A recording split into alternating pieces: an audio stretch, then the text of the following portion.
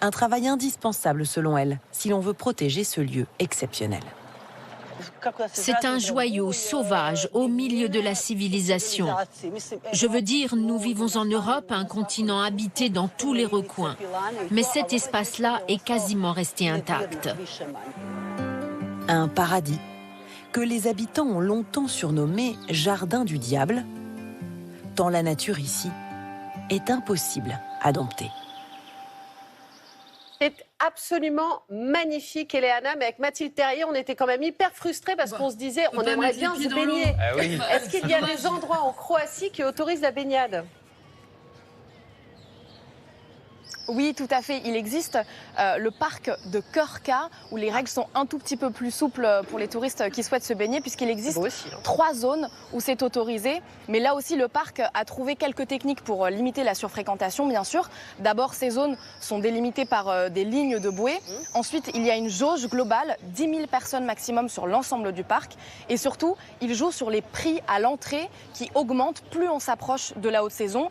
Comptez 7 € par personne en hiver et jusqu'à 40 € en plein été. Bon, vous savez où on ira, ma chère Mathilde Terrier. Voilà, exactement. Merci beaucoup, Eleana. Merci. Bon, en effet, avant de partir en vacances, il va peut-être falloir parler investissement. Parce qu'en effet, les crédits immobiliers sont en train de repartir à la hausse. On peut même dire que le marché reprend des couleurs.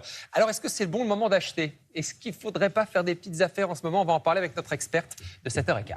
Bonjour, Sandrine Alonier, merci d'être avec nous. Vous êtes porte-parole de Vous Financier du réseau immobilier L'Adresse. Alors d'abord, quand on dit que les crédits repartent à la hausse, ça veut dire que le nombre de crédits immobiliers octroyés augmente. Mais est-ce que ça augmente de façon très conséquente, de façon très notable ? Ça veut dire quoi ? Alors oui, ça augmente de 70% par rapport à l'année dernière à la même période. Oui. Donc oui, là, le marché du crédit repart, mais il est certain que ce chiffre est très impressionnant parce qu'on compare à une période très basse. L'année dernière, à la même époque, on était sur des taux de crédit aux alentours de 4%. Donc forcément, c'était plutôt dissuasif, les banques prêtaient moins.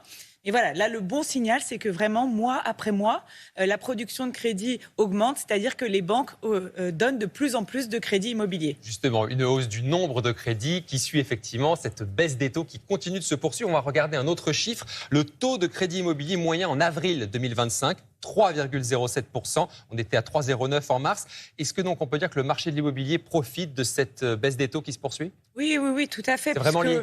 Oui, c'est vraiment lié. Vraiment, il y a une adéquation entre le niveau des taux de crédit et la demande et l'appétence des gens pour l'immobilier. Il ne faut pas oublier qu'on a eu des taux à 4,5% il y a 1 an et demi, 2 ans, alors qu'on avait des taux à 1% post-Covid. Oui. Donc l'augmentation forcément, était très forte. Lorsque les taux baissent, ça crée des effets d'aubaine avec des investisseurs qui se disent que c'est le moment d'acheter, mais surtout, ça aide les primo-accédants, ceux qui veulent acheter pour la première fois, à pouvoir acheter une surface suffisante dans laquelle vivre.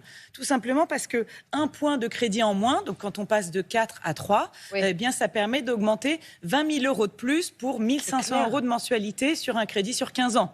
Donc, ce n'est pas rien. Donc, ils sont hyper intéressants en ce moment. Ils sont à combien ? Et puis, donc, vous l'avez dit, ça profite quoi ? Surtout aux primo-accédants, c'est ça ? Voilà, ça profite à ceux qui achètent pour la première fois, qui souvent ont peu d'apport personnel et surtout qui vont passer d'un loyer à un crédit immobilier. Et plus cet écart entre le loyer et le crédit va être élevé, notamment à cause des taux, et plus ça va être compliqué d'avoir ce crédit. Donc, ça aide en effet ceux qui achètent pour la première fois.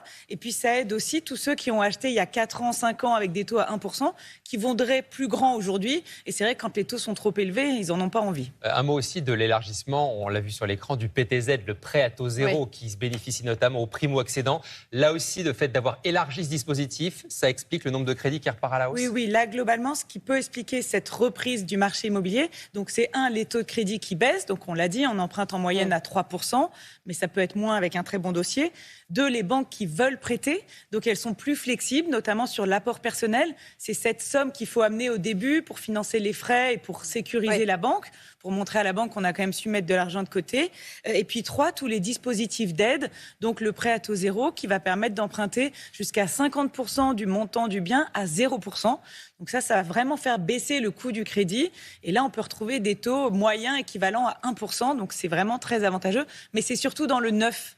C'est sur tout le territoire, mais surtout dans le neuf, construction de maisons individuelles et appartements neufs. Donc encore faut-il qu'il y ait des programmes immobiliers. Donc cette embellie, en fait, est-ce qu'elle va durer ? On peut s'attendre à quoi aujourd'hui ? Parce que c'est la question que tout le monde se pose. C'est le moment d'acheter, là ? Alors paradoxalement, elle peut durer parce qu'on a eu une très forte volatilité boursière. Avec les menaces de guerre commerciale de Donald Trump, ça peut être préjudiciable pour l'économie française. Et du coup, paradoxalement, ça contribue à maintenir des taux bas. Donc ça contribue à soutenir cette demande pour l'immobilier qui vraiment est une valeur refuge.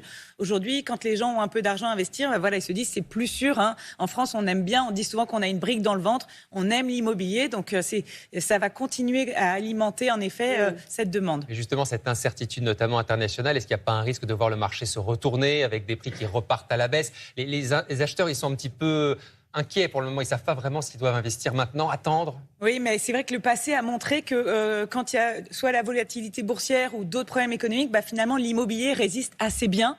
Oui, on a eu des baisses de prix ces 2 dernières années. Ça peut être de -5 à -10% selon les régions. Mais là, les prix se stabilisent à nouveau et repartent à la hausse. Donc finalement, ces cycles montrent que l'immobilier reste très résilient, même en période de crise. Et c'est ça qui rassure les gens. Et surtout, on veut toujours être plutôt propriétaire que de dépendre d'un bailleur. Donc les gens, pour eux, c'est sécurisant d'être propriétaire de leur toit. Merci beaucoup Sandrine Aloni pour toutes vos explications et vos précisions ce matin. Mathilde Terrier, c'est à vous. François Bayrou, il est auditionné aujourd'hui par la commission d'enquête